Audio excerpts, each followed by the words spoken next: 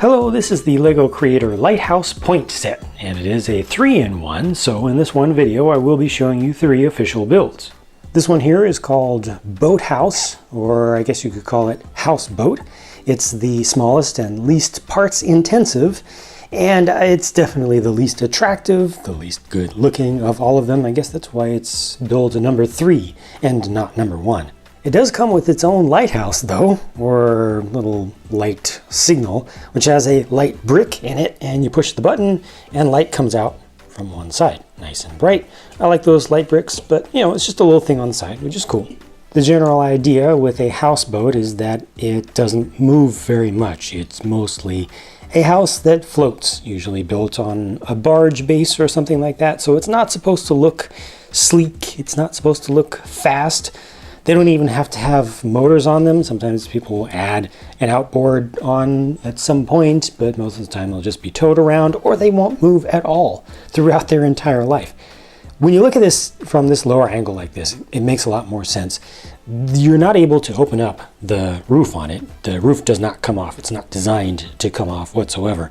However, they do let you open up the side. So that's how you get to see inside. For details, there's a picture up on the wall, and I believe that's supposed to be above a bed right here. This small little thing just in one corner. On the other side, there's a table with a coffee mug and a jar of something, and that's just it. This doesn't work well with the figures because it's tough to get your fingers inside to get them posed, and even the bed is much too short for a minifigure to lay there, so you try to put somebody there, and okay, all of his legs and his hips are completely off. Close this, and he just fell in. Even a child figure doesn't work well there, especially with the hair that's included here. The best thing you can do, I think, for posing up a figure to make this look lived in and alive is to very carefully try to get the hands up, get your finger around there, and get a figure posed on one of the decks, front or back. And even this is proving a little bit difficult. There we go, got it. Get the hair back on there. Close this up real quick. Okay, whew, done. This one's a lot more conventional to look at. It has a little speedboat off to the side, which makes good use of some of the spare parts from this build. You even have an outboard motor simulated there, which can be brought up if you bring this thing on land.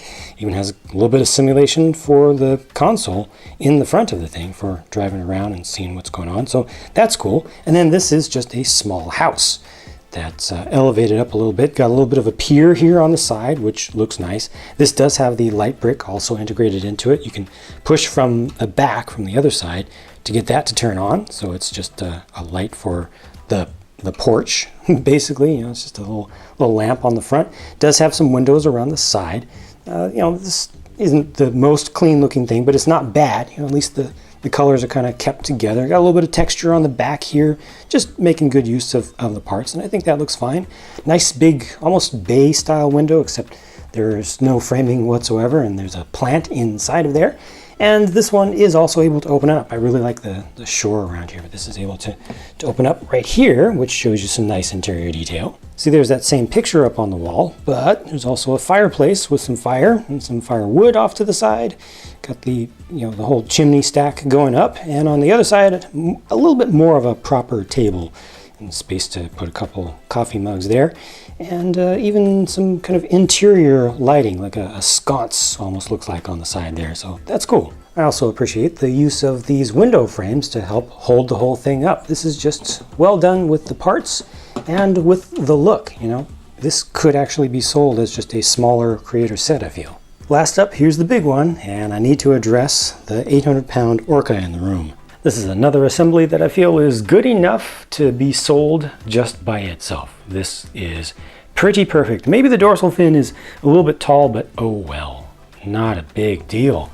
You can articulate it quite significantly, including turning the tail off to the side because it has ball joint used there. Also ball joints used here, and also for the lower jaw. So not only can you open the jaw up like that, and I love the inverted pink round tile that's used there. That's perfect. It almost looks like he's got his teeth going around the front here also, with just the upside down round slope piece there. I don't know if that's intentional, but it's great. It works out really well. Of course, you can change how you attach the eyes if you want to make it look like it's looking forward a little bit more, but so you can kind of rotate the jaw around as well. This is just, like I said, just something that would be nice all by itself. The main structure is once again right on the seashore, and there's a bit of a deck or dock off to one side. Nice little detailing in here. It's simple, it's small, but it looks really good. It takes some work and some experimentation. Good look to the main house structure itself, just in general from the outside.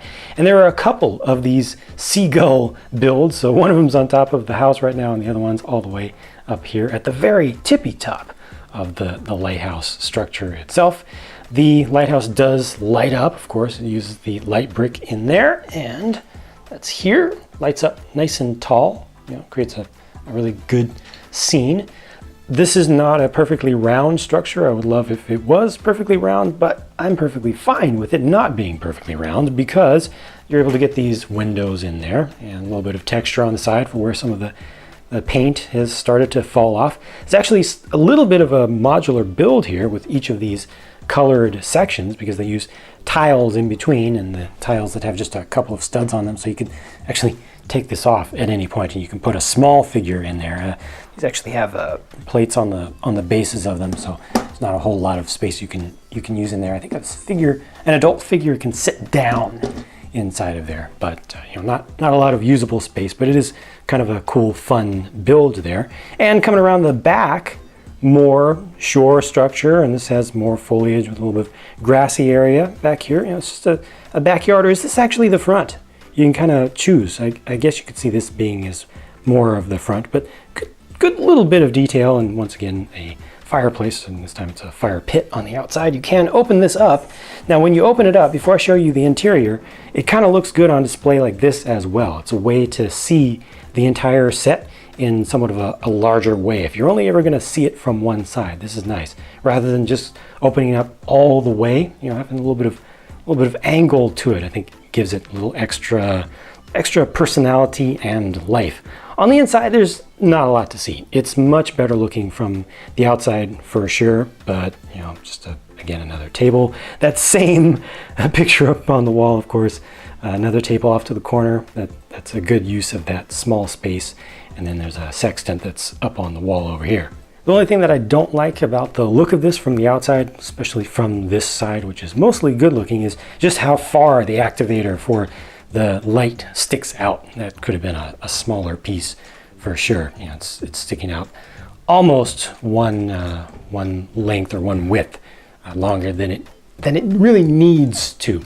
Now, I mentioned that the main tower structure is modular. Where there are some other modular things here as well, because they use the Technic bricks all around the base of this. And I'll just go ahead and make sure that this is even.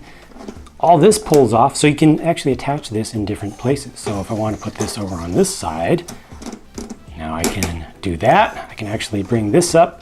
Becomes not the most inviting exit over here, but yes, see?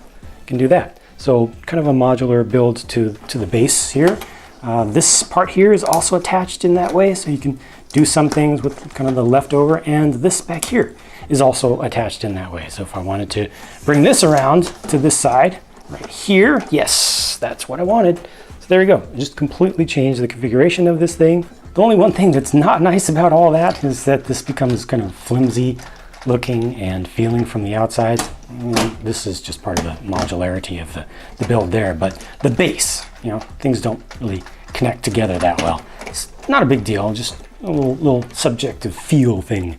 Lastly, here's a closer look at the figures, just so you can see exactly which prints are used on these. And interestingly, they don't actually swap the parts, like the torsos between them, torsos and hair pieces between them, in their suggestions for the different build options, but that's fine. So the smallest build here feels a bit like an afterthought to me, but it is nice to at least have a little bit of suggestion of creativity, kind of pushing folks beyond the box of doing something other than just another type of house. The second build in the middle, it looks really good to me. It does leave a bunch of parts behind, but it does look nice and feels like it could stand alone. The main build is just so much better than the other two. It's really difficult to compare them at all.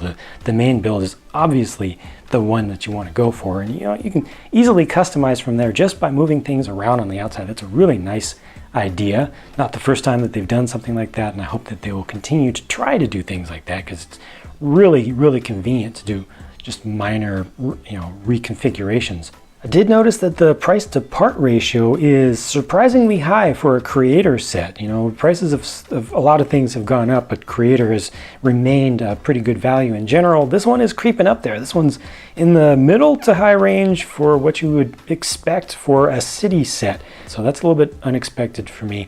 I know that you do have to pay extra for the light brick that has some extra value, so that probably accounts for it, but I hope that creator will remain a value leader because it deserves to. And LEGO fans in general need to have some kind of theme that has lower prices. That's it for my look at this set though. Please do leave your thoughts, what you think about the 3 builds and the set on the whole, as well as its value. Thank you very much for watching. I hope you enjoyed this, and I look forward to your feedback. Talk to you again soon.